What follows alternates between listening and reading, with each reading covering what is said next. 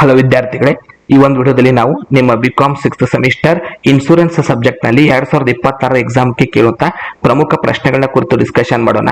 So ಈ ಪ್ರಮುಖ ಪ್ರಶ್ನೆಗಳಲ್ಲಿ ಯಾವ ಪ್ರಶ್ನೆಗಳು ನಿಮಗೆ ಬರುತ್ತೆ, ಅವುಗಳಿಗೆ ಯಾವ ಕೀ ಉತ್ತರ ಬರೆದ್ರೆ ಮಾತ್ರ ನಿಮಗೆ KUDR ಪೂರ್ತಿ ಮಾರ್ಕ್ಸ್ ಗಳನ್ನ ಕೊಡ್ತಾರೆ ಅನ್ನೋದನ್ನ ನಾವು ಕೆಳಗಡೆ ಡಿಸ್ಕ್ರಿಪ್ಷನ್ ಅಲ್ಲಿ ನಮ್ಮ ಆಪ್ ಲಿಂಕ್ ಕೊಟ್ಟಿದ್ದೀವಿ. ಆಪ್ ನ ಡೌನ್ಲೋಡ್ ಮಾಡ್ಕೊಂಡ್ರೆ ಮತ್ತು ಒಂದು ಯಾವ್ದಾದ್ರು ಒಂದು ಸಬ್ಜೆಕ್ಟ್ ಅಲ್ಲಿ ಜಾಯ್ನ್ ಆದ್ರೆ ಉಳಿದಿದ್ದೆಲ್ಲ ಸಬ್ಜೆಕ್ಟ್ ಗಳು ಫ್ರೀ ಆಗಿರುತ್ತೆ. ಸೊ ಅಲ್ಲಿ ಜಾಯ್ನ್ ಆಗಿ ನೀವು ಎಲ್ಲ ಉತ್ತರಗಳನ್ನ ನೀವು ಪಡ್ಕೋಬಹುದು, ಮತ್ತೆ ಅಕ್ಯುರೇಟ್ ಕ್ವಶನ್ಸ್ ಗಳನ್ನು ಕೂಡ ಪಡ್ಕೋಬಹುದು. ಸೊ ಈಗ ನಾವು ಭಾರತದಲ್ಲಿ ವಿಮೆ ಅಂದ್ರೆ ಕನ್ನಡದಲ್ಲಿ ಇನ್ಶೂರೆನ್ಸ್ ಇನ್ ಇಂಡಿಯಾ ನೋಡ್ತಾ ಇದ್ದೀವಿ. ನೆಕ್ಸ್ಟ್ ವಿಡಿಯೋದಲ್ಲಿ ನಾವು ಇಂಗ್ಲಿಷ್ ಮೀಡಿಯಂ ನಲ್ಲಿ ಕ್ವಶನ್ಸ್ ಗಳನ್ನ ನೋಡ್ತೀವಿ. ಇದು ಕನ್ನಡ ಮೀಡಿಯಂ ನ ಕ್ವಶನ್. ಸೊ ಮೊದಲಿಗೆ 2 ಮಾರ್ಕ್ಸ್ ಕ್ವಶನ್ಸ್ ನ ನೋಡೋಣ.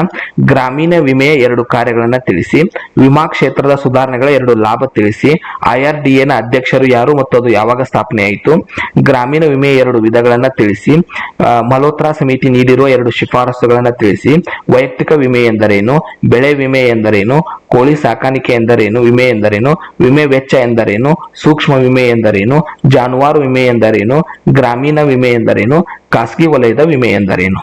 ಅಷ್ಟರಲ್ಲೇ ನಿಮಗೆ 2 ಮಾರ್ಕ್ಸ್ ಎಲ್ಲ ಕ್ವಶನ್ಸ್ ಗಳು ಬರುತ್ತೆ. 5 ಮಾರ್ಕ್ಸ್ ಮತ್ತು 10 ಮಾರ್ಕ್ಸ್ ಗೆ ಯಾವುದು ಓದಬೇಕು?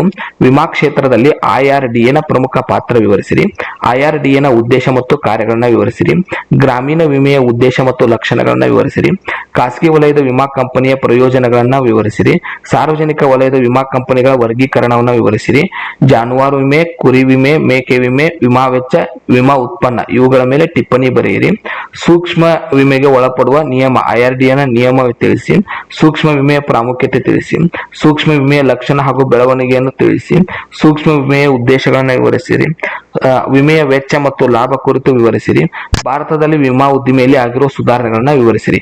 ಸೊ ಇಷ್ಟು ಕ್ವಶನ್ಸ್ ನೀವು 5 ಮತ್ತು 10 ಮಾರ್ಕ್ಸ್ ಗೆ ನೋಡ್ಕೊಂಡ್ರೆ ಸಾಕು.